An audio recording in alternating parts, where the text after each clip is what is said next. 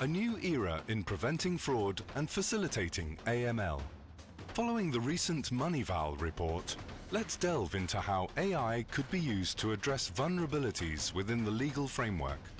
Moderated by Andrew Naudi, Nouv, David Sachs, Tomobox, Baruchi Har-Lev-Tombox, Vincent Vella, Computime Software,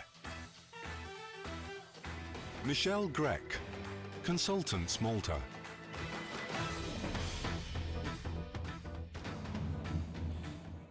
Good afternoon, everyone. Thanks for being here. I'm Andrew Naudi, and I'll be moderating this panel today, where we're going to look into possibly how tech and how AI solutions could be used in our constant battle, in our constant struggle against money laundering and other regulatory concerns, such as responsible gaming.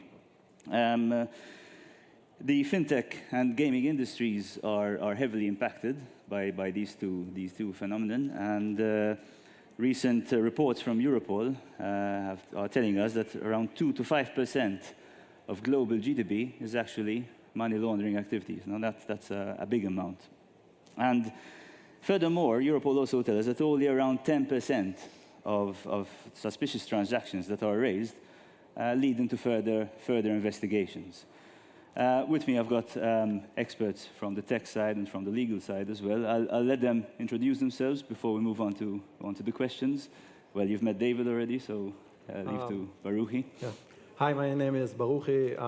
I've been dealing with machine learning for about 15 years now. 5 of them, I've been doing machine learning platforms for the iGaming industry.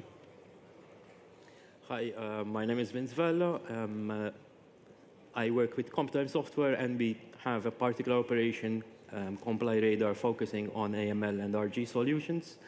Then there is my academic side, and I'm involved as a lecturer and coordinator at university, and I'm responsible for the AI masters here in Malta for those students specializing particularly in fintech. Wow. Hi, I'm Michelle. I'm a consultant at Chevron Consultants Malta, and I focus on compliance in RG and AML. Thank you. David, you already introduced yourself, so I'll move on to Vince. I'll start with you. So Vince, in your opinion, what do you think are the main reasons why gaming companies and fintech organizations are sort of struggling in their battle against money laundering? Is it a question of too much information to process, maybe? Well, I think there are kind of both external and internal factors affecting all this pressure and work around this area. So the external factors, I mean, from our experience, I also we work a lot as well on the regulator side. So both on the gaming side and even in the financial sector. And I know for sure that, at least this is my opinion, let's say, just to be clear, that over the next few months, for sure, we're going to see an increase in the sort of pressures being done from the regulator side in terms of enforcement. So that, in my opinion, again, I stress this is my opinion, I think we'll see sort of more pressures coming from the external side. Internally, I think the biggest, obviously, pressure comes due to volumes. It's one thing having a bank, small bank, let's say, dealing, yes, with multi-million transactions, specializing in trade finance, something which probably, in my opinion, can be handled by an expert, a human. I don't think that an AI algorithm can really fit there. But it's another situation where you have a gaming operator, let's say, who is, let's say, dealing with, I don't know, 10 million, 20, 30 million transactions a day. So volume is obviously one of the biggest sort of challenges. But once you have the volumes, I think the previous speaker as well mentioned the number of suspicious transactions. I think it's still a problem today that there is a number of kind of false positives being generated, and that obviously is an issue. So because it's not just as well a question, because a number of sort of solutions maybe try to reduce the false positives, but we don't need to forget as well what happens after that. Because once you get a false positive, then there is a whole process which happens after that incident, because people will need to investigate. You go on the internet, suddenly rather than just transactional data, you have sort of unstructured data. So things start to get complex, and that second part of the process as well kind of, takes a lot of time. So I have kind of an influx of transactions, huge influx of transactions coming in, and sort of all this complex processes behind. And I think the pressure is coming from the fact that we're not coping with this kind of complexity and volume of transactions coming in. So David, Vince has mentioned volumes in data and complexity of data. Do you think there is a solution to this? Could AI possibly be a solution that can aid operators in this process? Well, usually we say where there's a will, there's a way.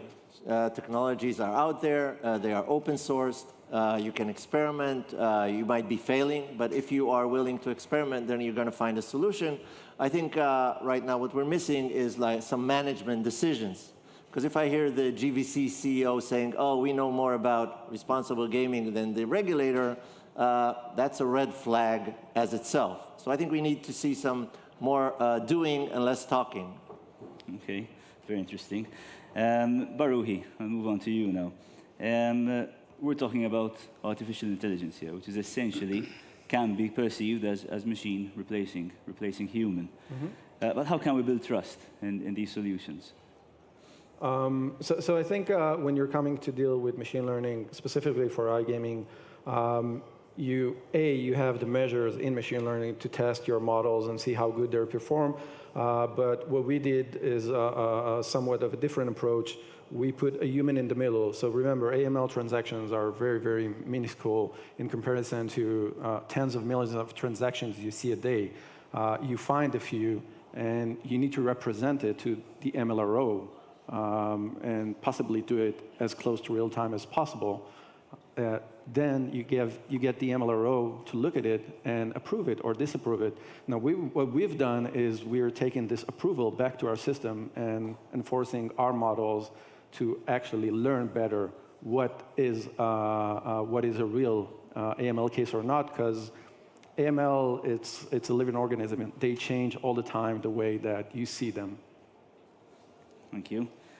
Michelle, David in his presentation just earlier mentioned that operators, gaming operators, maybe care less about AML and RG and are more interested in their VIP players and attracting the VIP players. From your experience in working with a lot of gaming operators, do you think this is correct? Is this an actual fact? Obviously, they have a business to run, so their profits is one of the priorities they have. However, with all the compliance that they need to adhere to, it's ending up on their top of the list at the moment. In fact, you can see so many compliance experts propping up. A lot of attention is being put into it, and also people are learning about what RG actually is right now, or what AML actually means in terms of when you operate a business that's so big. So I think it is on the top of their list at the moment. Do you think it's also due to maybe regulators putting more importance on these factors? I think the regulators are competing with each other, and each of them has a different aspect, has a different approach to how they regulate their own market. And the operator needs to keep up with various licenses, not just one these days. So the pressure isn't only coming from a regulator per se, but it's because there are so many different approaches to it that they need to have all the package. David, Michelle has mentioned, in fact, that operators and gaming companies are looking more and more into AML and RG now because it's becoming more a priority. But they're also increasing maybe some PR elements in this aspect. What do you think are the main reasons for this? You want my real opinion or just... But your real opinion. Okay, my real opinion is that if they've taken all the PR money and put it into some technology, we would be much far ahead. For example, I've been talking to a lot of operators, and when I ask their AI guys, so what are you guys doing on RG? They say, well, it's not in our priority because, we've got some marketing things to do. I think when regulators finally come in with those new tools, what happens naturally is operators will need to make sure they're on the same line, and then they'll push some of that firepower that they already have in their back end for these, and I think it's, as I said, it's better for the game. We want it to be, Of course. want to be safe, and we want it to be, we want to be happy players. So when you mentioned the paradigm shift in regulation, that's what you mean. It's the regulator coming in with their tools. I think to assess I think it's situations. about public-private cooperation, like vendors, operators, and regulators all sitting and sharing, and the standardization of data, how you look at it, is one thing that's going to be introduced. So I think some headways, and 2020 would be a very defining year. Mish, operators obviously do conduct their own risk assessments. And again, latching on to your experience with operators, how do you think they can improve on their risk assessments? I'm going to continue what David was talking about. Actually, compliance is a priority, but they're not understanding how to address the issue. Mostly it's lawyers who are dealing with compliance, and I think that compliance experts need to work very closely with technology partners to arrive at that stage. Okay. Picking up on that point of working with technology partners, and I've experienced this firsthand, Vince, do you think gaming operators are actually willing to work with technology partners in AI solutions, or is there the sort of invented here syndrome, which they prefer? I think it's difficult sort of to generalize and sort of put everyone in the same box, honestly. That's what I think. But I mean, there are sort of, let's say, common scenarios. So the first common scenario is, let's say, and I think it was referred to before, sort of a situation where you have the IT teams or the internal IT team, which is obviously loaded, super loaded with upgrades, new enhancements, etc., focused on the core platforms. So it's a practical problem that, you know, IT always is prioritizing core operational systems, and obviously AML and RG systems just always get deprioritized and sort of probably, hopefully, maybe at some point they will be implemented. So there is that issue, which obviously, logically, it makes sense that at some point they might think to involve an external supplier, let's say. However, on the other hand, and I think it's a realistic kind of sort of, you know, thought as well that obviously these operators think about. I mean, an AML solution is quite a double-edged sword because it's a type of solution where you put it in, and yes, from one perspective, it's helping you to identify, let's say, or sort of, you know, identify better certain suspicious transactions, help you with becoming more efficient, maybe, let's say. However, one has to be careful that because such a system, if, for example, let's say you find a suspicious transaction was flagged, and then it happens that that was a legitimate VIP player, and that player got annoyed, then that player can move to your competitor quite easily. So it is quite a double-edged sword, and that is why maybe sometimes, you know, there is this thinking that maybe it's better if we keep this system internally. I think there is a way in between, honestly, in the sense that if, let's say, the AML, and even together with the RG team, because I believe there is a lot of overlap. So I think the two teams can work together, because in practice, most of you know, probably more than me, that a case can start as an AML case, but then suddenly the case gets shifted to the RG team. RG, so it's a very practical problem. Usually the other way around, or at the end of it, they realize, oh, this was also an RG case. Exactly. But because they didn't have the systems in place before, they let it happen. So this is the problem. So a system that can handle the requirements of both teams, because there's a lot of commonality, and something else, something practical. Like for me, what I suggest is that when you get such systems, it is important as well, even for the AML kind of guys to sort of put their mind at rest, that it is quite easy to run backtests using the system, so because that will put your mind at rest. So if I had to, let's say, for example, I have a new system, and every month I'm sort of pumping in last year's data, etc., etc. What is happening? What would have happened? So these, in a way, they are, let's say, AI or machine learning techniques, but they really need to be applied in practice.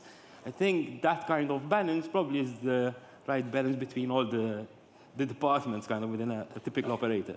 Just to pick up on that, I think we all need to remember that the regulator does want you to pass the audit, or does want you to be in compliance. They're not looking for suspicious activities, or they don't want to shut you down. It's not a war. It's not a tug of war. It should be a cooperation, and everybody will gain from that business. Exactly. Usually the operators see the regulator as either a nuisance or, as I mentioned before, we know better attitude is not going to work here, and that's my... Okay. Yes, Michelle? They seem to think this about lawyers as well.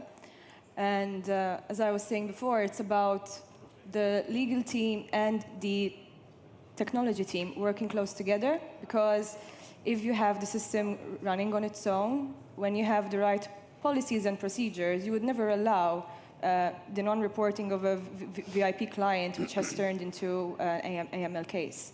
So you need to have the basics first and also the help of technology.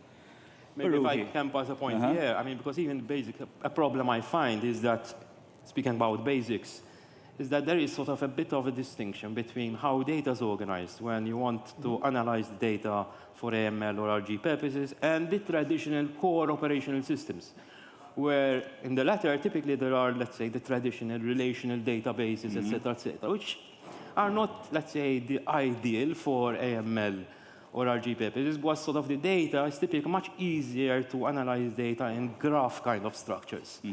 So there are as well some fundamental technical differences, which obviously put in more pressures, let's say, on organizations. Baruchi, both Vincent and Michelle mentioned it, the link between responsible gaming, AML, VIP players. I know that your data team has loads of experience analyzing and processing loads of data. Yes. Have you encountered that most similarity? Definitely. Yes. So I want to pick up on Vince. Let's notice. It's not about how the data is organized, although we tend to do it today. A good AI system needs to take all the data in and choose by itself what is good and what is not. When we've done it, and we've done it for churn, where we've seen that the anomalies that we thought are not interesting at all, when we took a look at it, we found out that on one side, you see clear AML cases in the anomalies. On the other side, you see clear RG cases. And on the third perspective, you see RG cases that turn to AML cases. I think there's a clear connection in them, in the data. It's not easy to process it as a human. The one thing that machine does better than us is sifting through huge amounts of data very fast. And I think that although machine learning and AI is not 100% perfect, you should still employ it. Okay, conscious of time, I know there's a SiGMA startup bit coming up soon, so we're all eager for that. Just one final question to all the panel. Do you think 2020 will be the year for AI in compliance matters, in AML and in RG? Well, I need some help, so I hope so.